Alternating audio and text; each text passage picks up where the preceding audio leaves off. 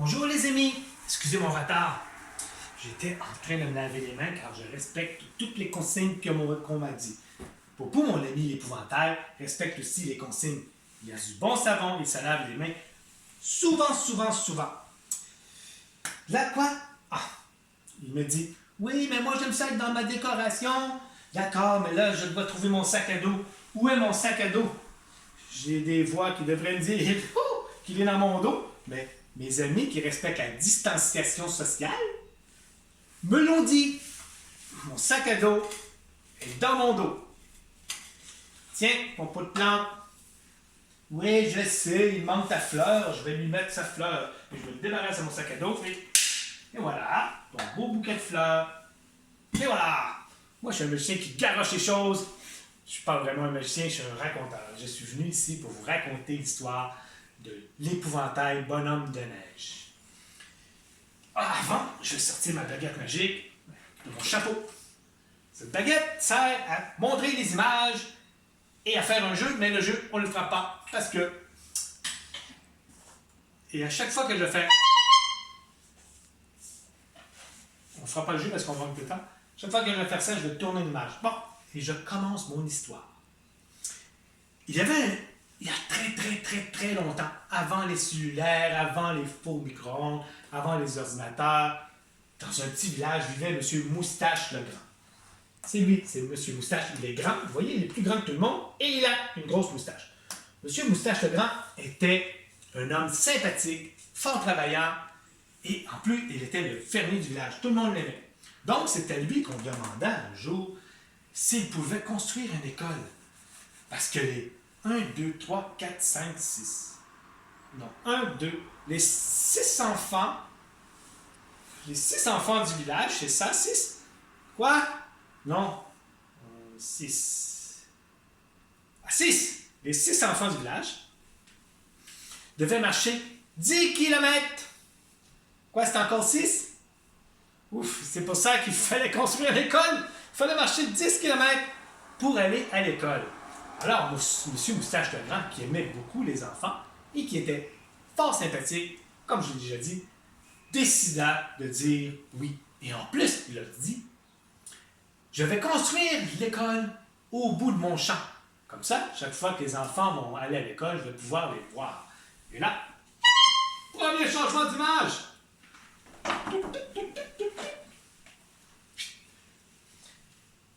Alors, à l'automne, quand l'enseignante avait commencé à...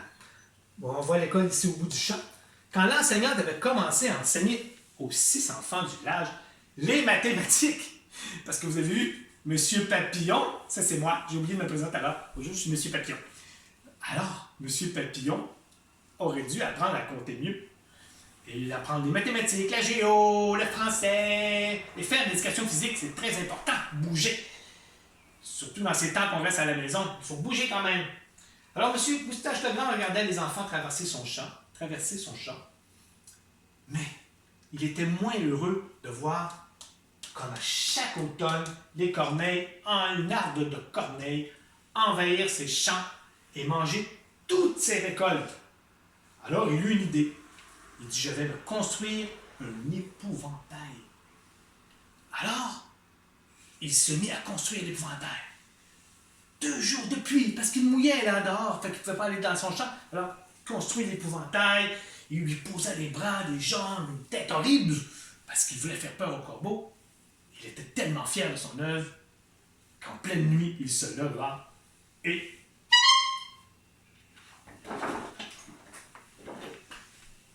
alla installer son épouvantail. Il piqua le poteau et mit 2 grosses vis ici. C'est des clous, mais ça a l'air plutôt des vis dans le dessin, alors je dis des vis. Alors l'épouvantail était installé ainsi. Est-ce que je fais une belle épouvantail? Non, parce que moi, je suis un humain, je peux bouger. Alors, bon, toujours est-il que Aphrodite, la déesse de l'amour. Une déesse, c'est comme un dieu femme, mais une fée. On va mettre ça de même. La déesse, Aphrodite, la déesse de l'amour, qui survolait le champ pour retourner chez elle, vit avec quelle admiration M. Moustache regardait son épouvantail. et elle lança un sort. Elle lui dit, puisque tu as été faite avec autant d'amour, quand le soleil aura lui, la vie en toi prendra vie. Pas vraiment ça, mais en gros, c'est ça que ça veut dire. Alors,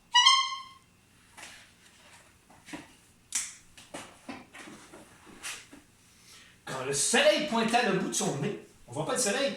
Le soleil, là, ça n'a pas vraiment de nez, mais c'est un rayon de chaleur. Quand le soleil pointa le bout de son nez, l'épouvantail sentit la vie en elle. Elle ouvrit grand les yeux. Comme un enfant naissant, elle fut émerveillée par tout ce qui l'entourait. Elle voyait le champ, elle voyait la ferme de Monsieur Legrand, elle voyait le gros chêne au loin. Elle était émerveillée. Mais quelque chose la retenait. Quelque chose la retenait. Il voulait aller marcher et courir dans ses champs. Alors, il dit, oh, vite, je vais aller. Mais oh, rien ne se passait. Il était cloué au pied de bois. Prière au caméraman de ne pas regarder l'image. 1 heure plus tard, l'épouvantail vit les enfants aller à l'école. Alors, ces petits enfants-là, alors, elle dit, hé, je vais gesticuler et je vais crier et les enfants vont venir m'aider. Fait qu'elle fait, il n'y a rien sorti. Aucun son n'a sorti. Elle prit sa main, toucha sa bouche. Dans son empressement de faire l'épouvantail, Monsieur Moustache le Grand avait oublié de lui faire une bouche. Alors, l'épouvantail était muette. Alors elle dit, je vais bouger plus fort. Elle s'est mise à bouger. Tout ce qu'elle a réussi à faire, c'est faire fuir les enfants. Ils eurent peur et coururent dans les champs pour aller à toute vitesse à l'école. L'épouvantail comprit que les enfants avaient peur de lui et pour la première fois de sa triste vie, il eut de la peine et se mit à pleurer. Moi, Monsieur Pépion, je suis triste. La même scène se répétait jour après jour. L'épouvantail gesticulait pour avoir de l'aide. Les enfants se sauvaient. Ils avaient tous peur de elle, de lui. Lui, Monsieur Papillon se trompe souvent. Il dit souvent une pour un, et là, c'était un épouvantail. Alors, les parents, qui souvent comptent des petits mensonges de leur enfant, se servaient de la peur de l'épouvantail pour se faire écouter des enfants. Si tu ne rentres pas immédiatement à l'école, l'épouvantail de Monsieur Moustache va t'attraper et te manger pour souper.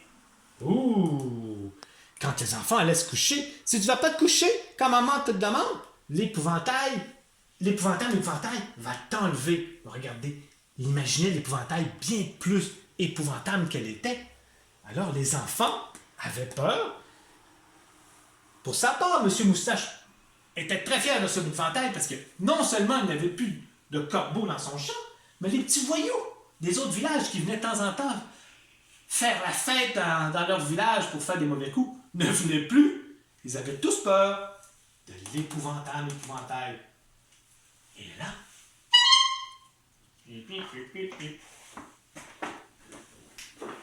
encore une fois, je cache l'image.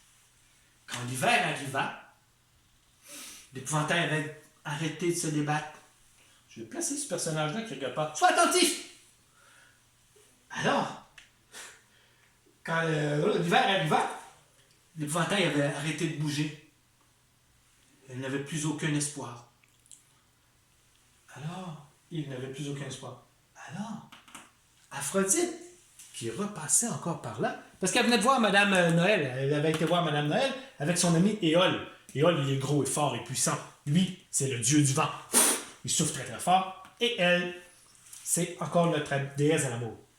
Elle se déposa près de l'épouvantail et lui dit, « Je ne peux pas t'aider, car si je te touche pour te déclouer, le sort que je t'ai jeté va arrêter et tu n'auras plus la vie. » Éole ne pouvait pas lui toucher car c'est elle qui lui avait donné le sort. Alors Éole se pencha, il dit un secret dans l'oreille d'Aphrodite. Aphrodite dit c'est une bonne idée. Et elle dit à l'épouvantail, tiens-toi prêt et fais attention à ce qui peut t'arriver. Et elle disparut. Ils retournèrent à Olympe.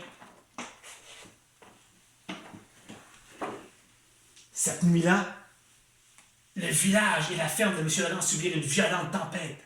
Quelques arbres furent déracinés, des remises s'effondrèrent et notre pauvre épouvantail fut enfin délivrée. Mais là, je ne sais pas si c'est pauvre, vu qu'elle vient de délivrer du poteau sur lequel elle était retenue depuis des mois. Le vent Kéol avait soufflé si fort, l'avait transportée dans la neige et assommée. Pouf! Elle a roulé dans la neige, est devenue un bonhomme de neige et s'est assommée sur le mur de l'école. Le matin venu, quand les élèves arrivèrent, les 6 élèves, 1, 2, 3, 4, 5, 6, avaient, Fred dit, c'est l'hôtel M. Legrand qui a construit ça pendant la nuit. Maryse, qui ne lâchait jamais de parler, excuse, c'est un surnom, dit à Fred, voyons donc, c'est impossible. M. Legrand ne serait pas levé en pleine tempête pour nous construire un bonhomme de neige. Jonathan décida de couper la conversation et leur dire, on n'a pas de temps à perdre, l'école va commencer bientôt, amusons-nous à la place. Alors ils se mirent à courir alentour du bonhomme de neige, à jouer et à faire toutes sortes de jeux que les enfants font dans la neige, jusqu'à temps que Martin, espiègle petit gamin, prit Vincent sous les bras et le garocha dans les airs. Le bonhomme de neige, par réflexe,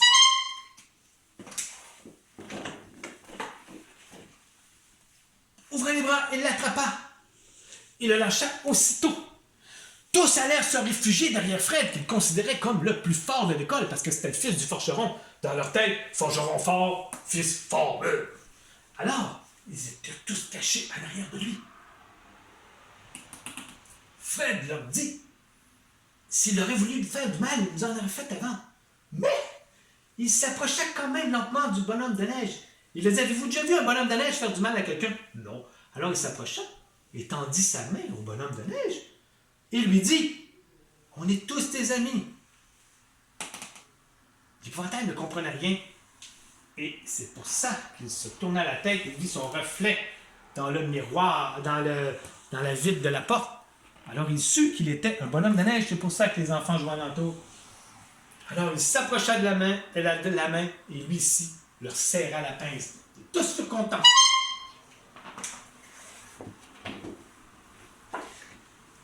Ensuite, une grande amitié arriva entre le bonhomme de neige et les enfants.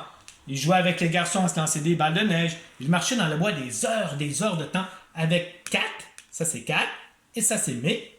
Et il marchait longtemps dans le bois, que May n'arrêtait pas de parler, on voit, elle parle tout le temps. Et lui, vu qu'il n'a pas de bouche, ne fait que l'écouter. Elle est très contente de ça. Il se glisse avec Fred, il fait le planche dans la neige. Les jours passèrent et tous étaient heureux, pas heureux, mais heureux de ce dénouement. Mais le bonhomme de neige se demandait toujours, j'ai pas hâte au printemps, quand la neige va fondre, ils vont voir mon vrai visage. Pendant tout ce temps, M. Moustache Legrand, lui, cherchait son épouvantable épouvantail. Il errait, il regardait autour des cabanons, autour de toutes les souches d'arbres, et finit par trouver seulement le bonnet du bonhomme de l'épouvantail. Il dit, c'est pas grave, je vais m'en construire un autre. Je suis bon avec mes mains. Mais s'il aurait su, sous son capuchon... Les scies mangent les raies, M. Papillon. OK, alors... S'il l'avait su. S'il avait su. Une règle de français ici, les scies mangent des raies. Alors, s'il avait su que son bonhomme de neige sous son chapeau était en vie, son épouvantail, il aurait eu de la peine quand il avait toujours voulu avoir un fils, ça aurait été son fils. S'il avait, en tout cas. Un samedi après-midi, particulièrement ensoleillé, l'épouvantail attendait ses amis devant l'école. L'épouvantail, bonhomme de neige, n'oublions pas qu'il est encore bonhomme de neige. L'épouvantail, ses amis n'arrivaient pas. Alors, il décida de ne pas ferme, d'aller les chercher. Il partit à l'aventure. Il dit, où est-ce qu'ils sont? Ils ne sont pas alentour de la ferme, ils ne sont pas alentour de l'école. Oh! Je les vois. Ils sont sur la montagne. Je vois Kat qui me fait des signes. Alors l'épouvantail dit, pourquoi ils ont décidé de venir ici tout seuls s'amuser? Et alla la rejoindre. Est-ce que c'est l'image qu'il ne faut pas que je montre tout de suite? Non, je peux la montrer.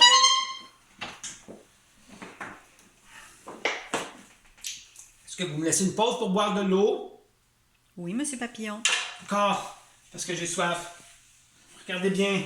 En même temps, je vais vous faire un petit tour de magie. Ouf! Ce papillon n'est pas vraiment un magicien. C'est un amateur. Et il essaie toujours de faire de la magie. Il remplit son verre. Wow! Et là, checkez bien. Regardez bien la magie. Je vais vider mon verre. Le verre là est plein. Et ce verre là est vide. Parce que j'ai manqué mon coup. Je manque toujours mon coup. Ça m'empêche pas de boire. Le caméraman est mort de rire. Vous pouvez peut-être essayer de recommencer, Monsieur Papillon. Je vais réessayer.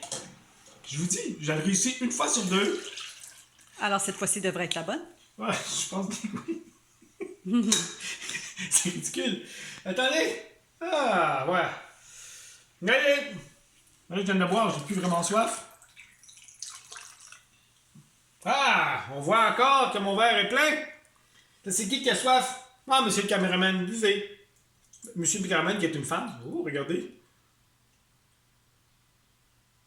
Il boit à distance. Mais avec de l'eau, ça marche mieux avec du lait. Bon, repassons à nos boutons. J'étais vraiment désintéressé. Mais dit, pas mais, Catherine a dit à l'épouvantail, bonhomme de neige, il y a eu une mini-avalanche. Et Vincent, qui a voulu nous impressionner, était sur la montagne, il a créé une mini-avalanche, et là, il est pris en deux corniches de neige. Ça, c'est deux petites bouts de neige. Il est pris dessus. Vincent était là, il attendait, il avait peur. Ils ont essayé de l'aider, mais la neige coule, on ne sait pas quoi faire. Toi qui es un bonhomme de neige, tu peux nous aider, c'est ton monde.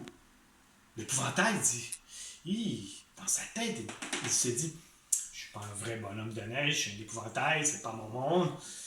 Mais il a eu quand même une idée. Il dit, je vais enlever toute la neige que j'ai sur moi. Et ainsi, je vais être plus léger, je vais pouvoir aller aider Vincent. Fait qu'il enlève sa neige. Qu'est-ce que vous pensez qu'il y a eu? Tous les enfants eurent peur. Ils se sauvèrent en arrière encore de Fred. Parce qu'il était devenu l'épouvantail dans la... Comment qu'on a fait jouer avec ce monstre et tout? Ils se mirent à réfléchir. Jonathan, Fred et tout le monde, il s'est dit, oui, mais quand il était bonhomme de neige, il nous faisait pas mal. Alors, il ne frappe pas plus mal quand il est épouvantail. Alors, ils approchèrent toutes leurs mains. Il dit, un pour tous et tous pour un. C'est marqué ici, un pour tous pour un. Et voilà, ils crièrent ça. Alors, je ne peux pas virer la page dessus. Alors, l'épouvantail partit à l'entour des enfants, enleva tous leurs foulards, les attacha ensemble pour faire un genre de corde improvisée. Il s'attacha un bout, il prit un bout autour de sa main, attacha l'autre bout en entour de Fred et rampa sur la neige. Elle était vraiment légère, hein, faite avec des branches de bois et de la paille. Légère. Léger. Et là, il rampe. Il arriva à la hauteur de Vincent. Il garocha le bout du foulard qui était devenu une corde avec toutes les autres. Vincent se l'attacha sous les bras et fit un signe qu'il était prêt. Fred se mit à tirer. Il glissa dans la neige. Les autres amis venirent prendre Fred à la taille. Tous forcèrent pour monter Vincent. Ils montèrent Vincent qui... Ça, c'est Vincent. Il se ballotte, il se frappe sur le paroi de neige, ce qui créa une autre avalanche. Ils sauvèrent Vincent. Vincent leur serrait dans les bras. Merci, vous nous avez sauvés tout. Mais tout à coup, ils se rendirent compte que dans l'avalanche, leur ami l'épouvantail tombait.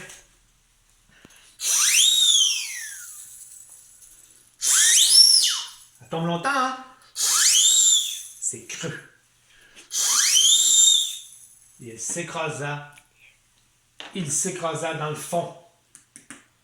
La joie d'avoir sauvé Vincent fut suivie aussitôt par la tristesse de voir leur ami disparaître dans le fond du précipice. Je tourne pas tout de suite. Oui, je tourne. Mais ne montrez pas l'image.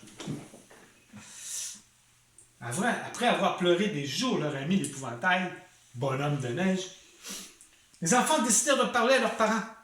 Les parents ne le croyaient pas. Ça se peut pas, un épouvantail, ça n'est pas en vie, un bonhomme de neige non plus, on ne le croit pas. Alors ils décidèrent d'aller voir M. Moustache. Dire à M. Moustache tout ce qu'il était arrivé depuis que l'épouvantail était devenu un bonhomme de neige. Il était sceptique. Sceptique, ça veut dire qu'il ne croyait pas vraiment. Mais il finit par les croire à force d'arguments. Surtout quand May lui dit « Je me promenais dans le bois avec et je parlais et il ne pouvait pas me répondre. » Là, il se souvient qu'il n'y avait pas mis de bouche. Alors il dit « Emmenez-moi où que l'épouvantail est tombé. » Alors, les enfants lui dirent « Ok, on va vous montrer ça. » Il alla dans sa ferme, attela son cheval Hercule en arrière de la charrette, prit une longue corde. Les enfants dirent que l'épouvantail alors tombé longtemps. Alors, il prit une plus longue corde et partit. Ça, c'est Hercule. Hercule, c'est son cheval, gros bâti. Il arrivait, il dit « C'est là! » Il débarqua de la charrette, attacha la corde au bout de la charrette et descendit. On voit. Il descendit pendant 10 longues minutes et se mit à chercher partout. Il trouva une branche d'épouvantail et fit signe aux enfants de retirer sur la corde. Il attacha tous les morceaux qu'il trouva et les enfants montèrent tous les morceaux. Ensuite, le soir venu, il dit aux enfants, allez-vous-en chez vous. J'ai trouvé plus de morceaux que possible, je vais essayer de la reconstruire. Alors, M. Moustache le Grand commença à reconstruire son éventail. Je vais enlever les fleurs. Il commença par les jambes. Il mit le tronc, installa d'autres bras, il prit une figure, il se prit la tête qu'il avait trouvée, qui était maganée.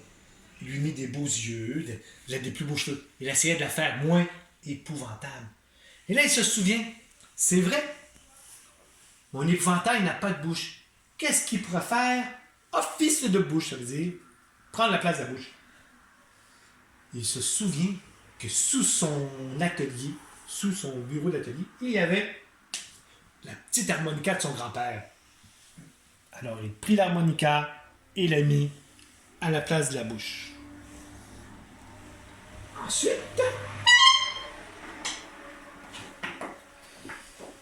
il restait là pendant des heures à regarder son épouvantail et dire bouge, sois en vie. Bouh! Il ne se passait rien. L'épouvantail ne bougeait pas.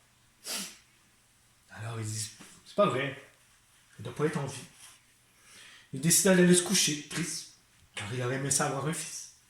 Et aussitôt qu'il tourna les talons pour aller se coucher,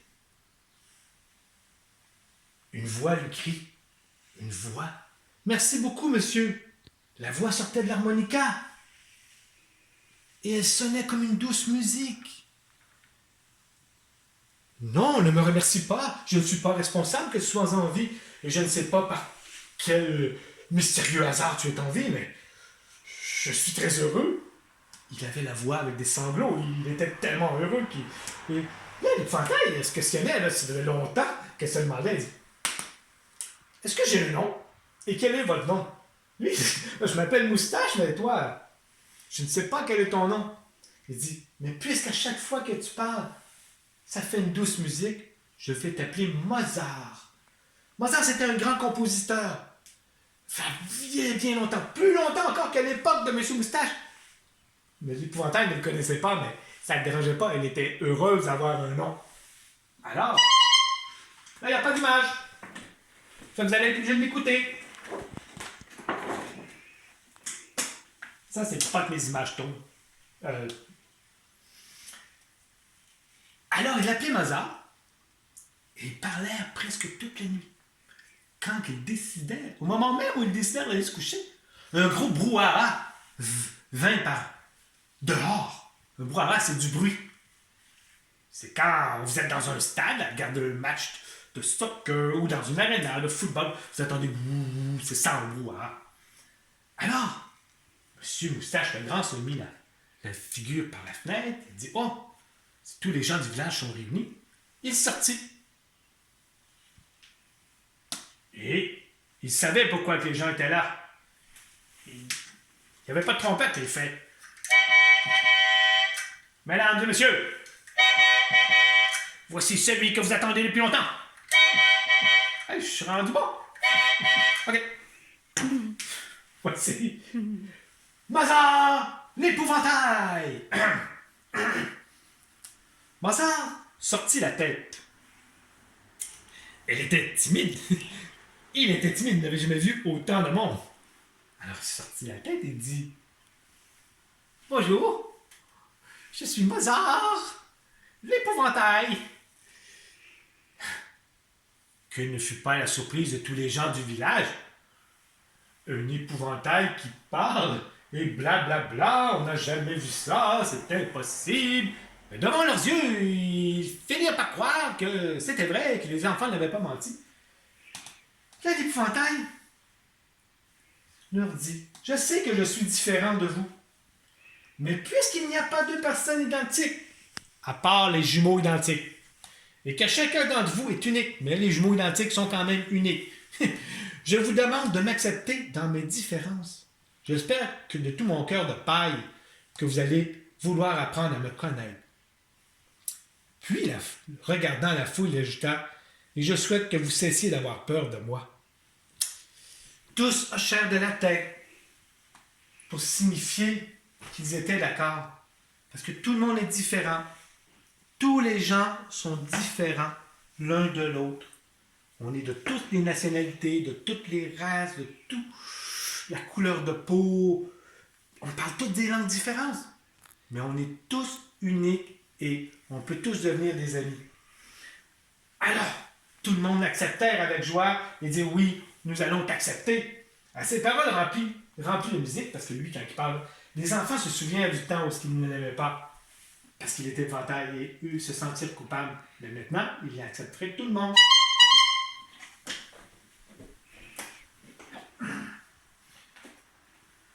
Avec le temps, Mozart, l'épouvantail, maintenant c'est son nom, s'était construit